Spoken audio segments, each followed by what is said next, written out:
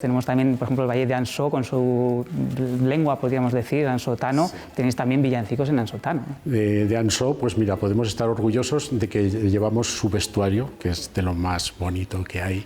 Es una joya, los trajes son auténticas joyas.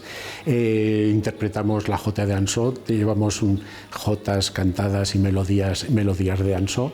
Y también recogimos un villancico, Vení os pastorez, es un villancico que nos enseñó la gente de Ansó, y nosotros pues bueno, tenemos el placer de interpretarlo en la lengua autóctona en ansotano. Pues vamos a escucharlo, ¿no? Adelante, os gustará.